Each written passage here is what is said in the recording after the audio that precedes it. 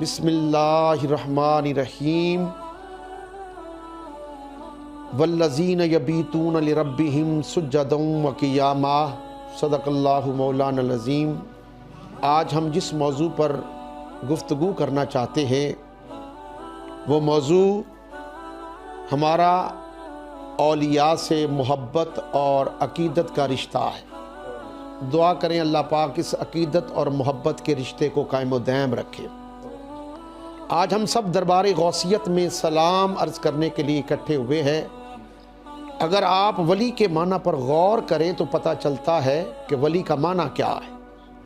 ولی کا معنی ہے دوست، ولی کا معنی ہے رفیق سفر، ولی کا معنی ہے اشارہ کرنے والا، ولی کا معنی ہے اپنی بات کو اپنے رب سے منوانے والا۔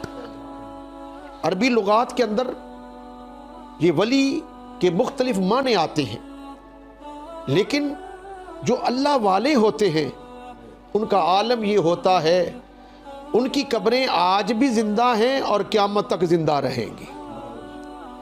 حضرت نبی کریم صلی اللہ علیہ وآلہ وسلم نے حضرت موسیٰ علیہ السلام کے زمانے کا ایک واقعہ بیان فرمایا اکتب یا عبداللہ، اے عبداللہ لکھو، قلم دوات اٹھا لو، لکھو۔ حضرت عبداللہ رضی اللہ تعالیٰ عنہ اٹھے، قلم دوات لی، فرمایا اکتب یا عبداللہ، لکھو اے عبداللہ لکھو۔ موسیٰ علیہ السلام کا زمانہ تھا، ایک شخص نے 99 قتل کیے۔ 99 قتل کرنے کے باوجود دل میں خیال آیا بڑا جابر ہوں، بڑا ظالم ہوں، بڑے گناہ کیے میں نے، بڑی زیادتیاں کی میں نے، بڑے ظلم کیے میں نے، کیوں نہ اللہ سے معافی مانگی جائے، کیوں نہ اللہ سے توبہ کی جائے۔ باہر نکلا، ایک راہب نظر آیا، اس سے کہا یار میں بڑا ظالم ہوں، بڑا جابر ہوں، میں نے بڑے گناہ کیے ہیں، کیا میرا رب، میں 99 آدمیوں کا قاتل ہوں، کیا میرا خدا مجھے معاف کر دے گا؟ اس نے کہا ظالم 99 قتل کرنے کے باوجود اب بھی اس کی بارگاہ سے معافی مانگتا ہے، تیری تو معافی ہو ہی نہیں سکتی۔ اس نے کہا جب میری معافی نہیں ہو سکتی، جب میرا رب مجھے معاف ہی نہیں کر سکتا تو پھر 99 کی گنتی کیوں نہ رہے، 100 کی گنتی پوری کیوں نہ ہو جائے۔ حضور فرماتے اس نے خنجر نکالا، اسی کو دے مارا، اب وہ 100 آدمیوں کا قاتل بن گیا۔ دیکھیے عالم، دیکھیے یہ واقعہ اللہ کا رسول سنا رہا ہے صحابہ کو، اور صحابہ کو کیا سنائے جا رہے ہیں؟ پہلے انبیاء کے اولیاء کا واقعہ سنایا جا رہا ہے۔ اللہ کے رسول نے فرمایا کہ اب وہ 100 آدمیوں کے قتل کرنے کے باوجود پھر دل میں خیال آیا بڑا جابر ہوں، بڑا ظالم ہوں، بڑے گناہ کیے میں نے، کیوں نہ اللہ سے معافی مانگی جائے۔ باہر نکلا، ایک شخص کو ملا، میری معافی ہو سکتی ہے؟ اس نے کہا ہاں ہو سکتی ہے۔ کیسے؟ اس نے کہا یہاں چند میل کے فاصلے پر ایک اللہ کا ولی رہتا ہے، تو جا ان کی خدمت میں حاضر ہو کر تو ان کی خدمت میں حاضر ہو جا، اللہ تجھے معاف کر دے گا۔ ابھی حدیث پاک کے الفاظ سن لیے، ابھی اس نے ایک قدم اٹھایا تھا، اس کی روح پرواز کر گئی۔ اسرائیل کا فرشتہ آ بیٹھا، اس کی روح کو قبض کر لیا۔ جب روح کو قبض کیا، تھوڑی دیر کے بعد جنت کے فرشتے بھی آ گئے، وہ کہتے ہیں ہم اس کی روح کو جنت میں لے جائیں گے۔ دوزخ کی ڈیوٹی والے فرشتے کہتے ہیں ہم اس کی روح کو جہنم میں لے جائیں گے۔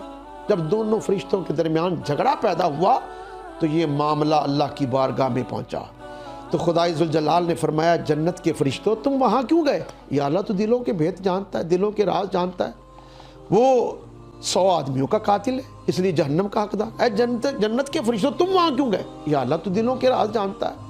اگرچہ 100 آدمیوں کا قاتل ہے لیکن جا رہا تھا اللہ کے ولی کے پاس، اس لیے جنت کا حقدار ہے۔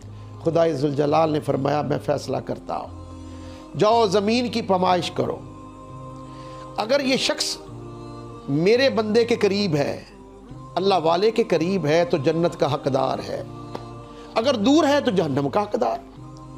جب فرشتے زمین پر جانے لگے تو خدا کی رحمت جوش میں آ گئی۔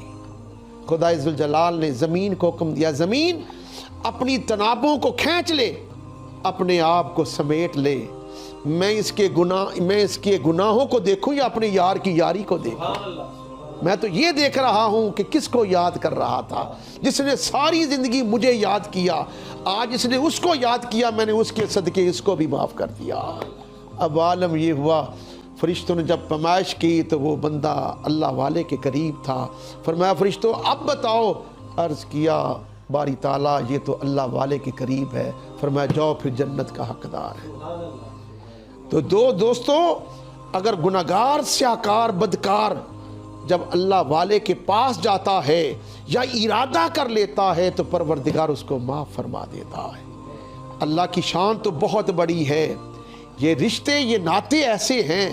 خدا کی قسم حضرت شیخ عبد القادر جیلانی المعروف غوث اعظم جیلانی رحمۃ اللہ تعالیٰ علیہ کا فرمان تھا. یہ تو حضور غوث اعظم کا فرمان ہے کہ جو شخص 5 وقت کی نماز پڑھتا ہے, باپ کا ادب کرتا ہے, ماں کی عزت کرتا ہے, ہر جمعے کے دن درود پاک پڑھتا ہے, آیت الکرسی پڑھتا ہے, مسجد کے نمازی کی قدر کرتا ہے, وہ جہاں کہیں بھی ہوگا عبد القادر جیلانی اس کی سفارش فرمائیں گے. اگر اللہ کا بندہ سفارش کر سکتا ہے تو رسولوں کا رسول سفارش کیوں نہیں کر سکتا؟ نبیوں کا نبی سفارش کیوں نہیں کر سکتا؟ میرے آقا کیوں نہیں کر سکتے؟ تو دوستو آج مسلمانوں بڑا دکھ سے کہنا پڑتا ہے ایک جن کی طاقت کو تو مان رہے ہو, اگر کسی کے اندر جن آ جائے تم یہ کہتے ہو کہ مولانا صاحب اس کے اندر جن ہے, جن بظاہر اعضاء اس کے ہیں, اندر طاقت پاور جن کی ہے. ارے جن کی طاقت کو تو مان رہے ہو, اللہ والوں کی طاقت کو کیوں نہیں مانتے؟ یاد رکھنا اگر کسی کے اندر جن آ جائے تم یہ کہتے ہو کہ اب یہ دیکھنا آنکھیں اس کی ہیں, دیکھنا جن کا ہے, زبان اس کی ہے لیکن بولنا جن کا ہے, کان اس کے ہیں لیکن سماعت جن کی ہے, ہاتھ اس کے ہیں پکڑنا جن کا ہے, اور پاؤں اس کے ہیں چلنا جن کا ہے. تم کہتے ہو جس کے اندر جن آ جائے وہ جن کا مظہر ہو جاتا ہے. میں بھی یہ کہتا ہوں جو شخص فنا فی شیخ ہو کر, فنا فی رسول ہو کر, فنا فی اللہ کے مقام پر پہنچتا ہے تو پھر آنکھیں اس کی ہوتی ہیں, دیکھنا خدا کا ہو جاتا ہے. پھر زبان اس کی ہوتی ہے, بولنا خدا کا ہو جاتا ہے. پھر کان اس کے ہوتے ہیں, سماعت خدا کی ہو جاتی ہے. پھر ہاتھ اس کے ہوتے ہیں, پکڑنا خدا کا ہو جاتا ہے. پھر پاؤں اس کے ہوتے ہیں, طاقت پاور خدا کی آ جاتی ہے. پھر یہی بندہ اگر اشارہ کرتا ہے وہ کام خدا کی ذات پورا فرما دیتی ہے. تو دوستو یہ حقیقت ہے جس سے آج ہم مسلمانوں دور ہوئے بیٹھے ہیں. آج ایک جن کی طاقت کو تو مان رہے ہیں, اللہ والوں کی طاقت کو نہیں مانتے.